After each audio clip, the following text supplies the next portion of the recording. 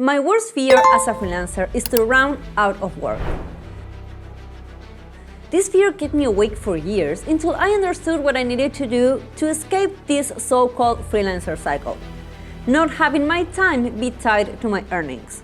Or, in other words, how to earn money without working directly with clients. The solution? Extra income streams. To be completely transparent, not everything that I've tried has given me results. Some of them worked pretty well and some others were just not worth it. But what didn't work for me might work for you. However, a warning. You should know that none of this gives results overnight. It takes time and effort to do research, create products, generate an audience, and all the little things you need to do to get things going.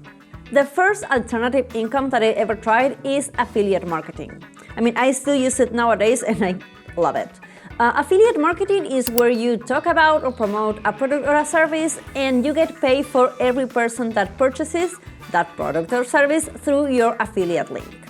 And as a freelancer, you can do affiliates in different ways. For example, you can just focus on your clients and offer them or recommend them services that you know they will find useful. As part of my services, I offer web design and I usually recommend my favorite hosting to my clients. And if they agree and sign up through my affiliate link, I get paid. You can also recommend stuff to your colleagues. Things that you use, that you find useful. I constantly recommend tools and solutions that I know are working for me to other freelancers. Or think outside your industry. Why not? If you have a hobby, you can recommend products or services to other people who share that hobby with you. If you're a parent, the kids and baby industry is huge. Some companies have affiliate programs of their own, like Amazon, Binance, Epidemic Sound. Other companies are part of affiliate networks, where you apply to be part of their program and get access to a lot of different products or services. But you do need to apply. Some of them have requirements, like having a well-known brand or certain amount of followers. Now, let's say you apply, you get approved. Now what? Well, now is the time to promote things. The best way to do this is by being honest. I only recommend things that I use and that I've tried, and even then, I am not afraid at all of being very critical about the parts that I do not like. Making people trust you is key if you want them to click on your link. You can recommend things by word of mouth, YouTube videos, leveraging your social media presence, anything goes. The good thing about affiliate marketing is that if you choose the build your audience path, your content will keep on bringing new leads over time, making this one of the most passive income streams that I found other than investments. Passive, there's no such a thing as passive, but you know what I mean. But if you don't like to recommend clients or services or just don't want to grow an audience, you can recommend clients and get paid for it. You have a client you cannot work with because whatever reason, maybe it's not your specialty or you are fully booked. But you know somebody else who could be a good fit for that client. Well, you just get them together like Cupid, and if the freelancer gets the client, you can work out a commission with them. Trust is also huge in this case. The client needs to trust that you are going to recommend them a professional freelancer, something that will really help them. And the freelancer needs to trust that you are not going to send them difficult, low-paying clients. You can work out the commission as a percentage of the project's budget or as a fixed fee. Personally, I haven't done a lot of this because I don't recommend anybody unless I am 1,000,000% sure they are going to be a good fit. But I do know other freelancers who have made businesses out of this, and it can be very lucrative if done well. Another alternative income stream is royalties and licensing. Now, I have stuff on my disks. Things that I did for clients that were never used, photos, illustrations, they are just there gathering digital dust. But what I've been doing lately is selling those things on stock websites. This option is especially good for creative professionals because we tend to create a lot of things that never see the light of day. And photographers are very well suited for this type of extra income, but it's not limited to them by any means.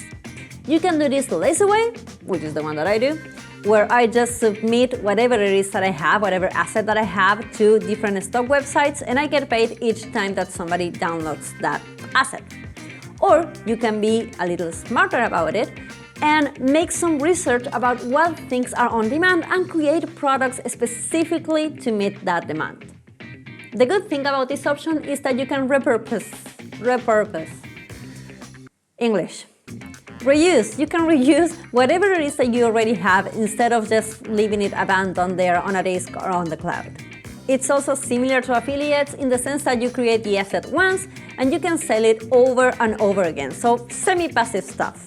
The bad thing though is that there is a lot of competition because the entry level is very low and you don't really get paid all that much. At least I haven't earned a lot of money with this. It's just there and it's just a little extra dollar each month. But if you would like to have a little more control, you can sell things on your own. I'm talking about creating digital and/or, sure, why not both, physical products. It's not exactly like the stock option because you wouldn't be reusing what you already have, although of course you can do that, but you will be creating something specifically for your niche or audience. The options are endless in this case. You can sell courses, practical assets like logs, t-shirts, financial spreadsheets, Notion templates, whatever it is that your audience finds useful. Because yes, for this to work, you need an audience. And you will need to do some research, some actually heavy research, before jumping straight into the creation process. Your success will depend on your niche and how good you are at responding to their needs. If you want to focus on your clients, think about a problem that they face over and over again and what you can create to solve it. So for example, let's say that you are a community manager and a common problem that your clients or potential clients have is coming up with ideas to make social media content. You could sell them a calendar with important dates so they can create content beforehand. You could sell them a course on how to make reels on Instagram. You can even sell them your own version of an optimized content calendar. If you rather focus on your colleagues, well, the same applies. What problems they have and how you can help them solve them. Selling merchandising like t-shirts, mugs, and more is a great option if your brand is already positioned and you have fans following you. The good thing about this option is that it's the one with the greatest potential to grow into a business on its own. So if you're a freelancer that doesn't want to work with one-on-one clients anymore for whatever reason, well, this is the direction you should be looking at. However, the commitment to create content, growing your audience, position your brand is huge. And it takes a long time. I'm talking about years. So don't look at this option thinking, well, yeah, I'm going to create something and I'm going to be rich by next week, because that is not going to happen. It is also the less passive option. Although I'm going to tell you a secret and tell you that this is my favorite one. But I also like investments, which is as passive as it gets for me. I mean, you can go about this in a very non-passive way, but I don't do that. You don't need to grow an audience. You don't need to have something to sell. You don't even need to apply to most places if you want to invest. You only need money, and not even that much. In a nutshell, an investment is an item or an asset you acquire with the goal of generating income or appreciation. You generate wealth over time. There's risk involved every time we are talking about investments. And if you're just starting on this path, the first thing you need to do is to take a test to see what types of investments are best for you depending on your risk tolerance. The investment world is huge and it falls under the personal finances umbrella, something that is sadly way overlooked by freelancers. Do you want to know how I go about them? Then check out the next video. And if you would like to see all the different sites where I'm working all these income streams, just click on the link on the description box below and just read the blog post.